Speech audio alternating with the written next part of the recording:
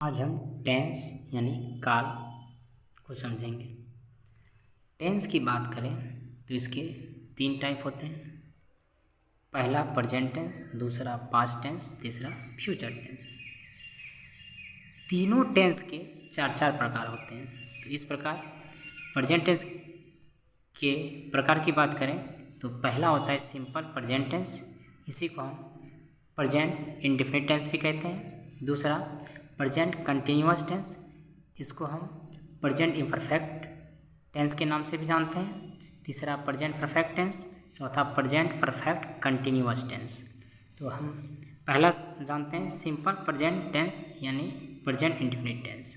और ये बात कि सिंपल प्रेजेंट टेंस की पहचान कैसे करें, तो इसको पहचानने के लिए यदि किसी भी वाक्य यानी सेंटेंस के वर्ब यानी क्रिया के अंत में ता हूँ, ती हूँ, ते हैं, ता है रहेगा तो हम समझेंगे कि वो जो वाक्य है वो सिंपल प्रेजेंट टेंस में है।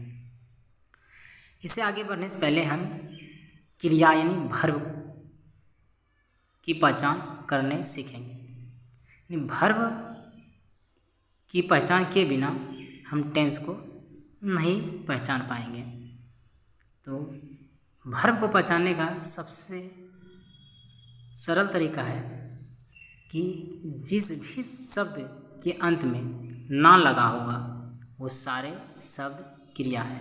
जैसे हंसना, बोलना, रोना, धोना, पीना, गाना, हंसना, नाचना, मारना।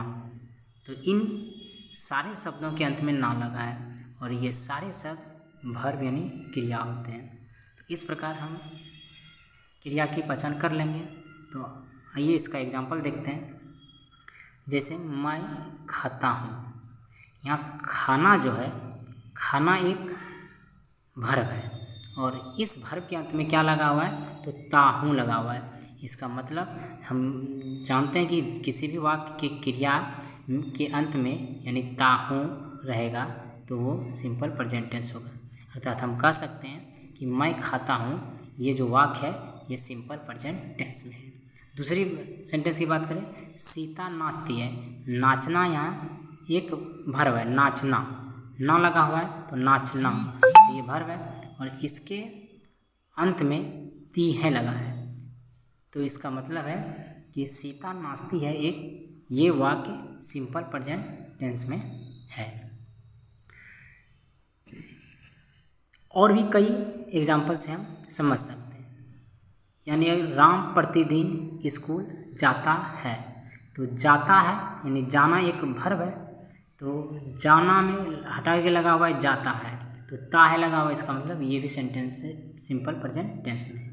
इस प्रकार जब हम किसी सेंटेंस को पहचान लिए तो अब हम इसको हिंदी से इंग्लिश में ट्रांसलेट कैसे करें। तो सिंपल प्रेजेंट टेंस को हिंदी से इंग्लिश में ट्रांसलेट करने के लिए पहला रूल है सब्जेक्ट प्लस वर्ब का first form plus object plus other word. अब सब्जेक्ट की पहचान कैसे करें, तो कोई भी वाक्य में जो भी क्रिया हो रहा है, जो भी काम हो रहा है उसको करने वाला यानी सब्जेक्ट होता है, और जो काम किया जाता है या फिर जिस पर उस काम का फल पड़ता है तो उसको हम ऑब्जेक्ट कहते हैं। जैसे मैं आम खाता हूँ, यहाँ खाना ये क्रिया है यानी वर्ब है। अब खाने का काम कौन कर रहा है, तो खाने का काम मैं कर रहा है, तो ये मैं जो है ये सब्जेक्ट है। अब मैं जो खाने का काम कर रहा है ये क्या खा रहा है, तो खाने ये आम को खाने का काम कर रहा है, लेकिन काम का जो फल है वो आम पर पड़ रहा है, यानी ये ऑब्जेक्ट है। तो अब हम अगर सेंटेंस के स्ट्रक्चर को ध्यान में रखेंगे तो सबसे पहले हमको सब्जेक्ट लिखना है। तो सब्जेक्ट चूँकि मैं है तो मैं का इंग्लिश आई होता है, तो आई लिख दिए। अब हमें वर्ब का फर्स्ट फॉर्म लिखना है, तो वर्ब है क्या, तो खाना, खाना का ईट होता है और ईट का फर्स्ट फॉर्म ही ईट ही होता है, तो आई के बाद ईट दिए। अब क्या चीज़ खाया जा रहा है, यानी आम, ये ऑब्जेक्ट है और ऑब्जेक्ट जो हमारा है आम, तो आम का होता है मैंगो, और चूँकि मैंगो काउंटेबल नाउन है इसीलिए इसके पहले आर्टिकल यूज कर दिए। तो a mango, I eat a mango. अगला से वाक्य लेते हैं, राम आम खाता है। यहाँ भी खाना एक वर्ब है और इस खाने का काम कौन कर रहा है? तो राम कर रहा है। राम क्या खा रहा है? आम। तो आम क्या हो गया? ऑब्जेक्ट हो गया, राम सब्जेक्ट हो गया। तो अब इस प्रकार राम अगर सब्जेक्ट है तो इसको सबसे पहले लिखना है, तो राम का हम लिख दिया राम। अब वर्ब का फर्स्ट फॉर्म लिखना है, तो खाना, खाना का ईट होता है तो ईट, यहाँ ईट्स लिखें। अब आम का ए मैंगो। अब यहाँ बात आती है, यहाँ पे ईट लिखें, यहाँ पे ईट्स लिखें, आखिर ऐसा क्यों? तो इसका रीज़न है कि सिंपल प्रेजेंट टेंस जब हम बनाएं तो उसमें हमें एक चीज़ ध्यान देना होगा, singular number third person. Singular number third person, singular number third person में आता क्या है? तो किसी भी व्यक्ति का नाम हो जाए, जैसे राम, श्याम, हरि, कोई यानी किसी भी एक सिंगल व्यक्ति का नाम होना चाहिए। लेकिन यही जब राम एंड श्याम कर देंगे, दो व्यक्ति को जोड़ देंगे तो एस या ई एस इसमें यूज नहीं करेंगे। इसी प्रकार और क्या आता है? तो ईट आता है आपका, और कोई भी वन थिंग्स, जैसे अगर बात करें तो द बॉय, तो बॉय चूँकि लड़का, एक लड़के की बात कर रहा है तो ये सब, जैसे ही भी है, सी है,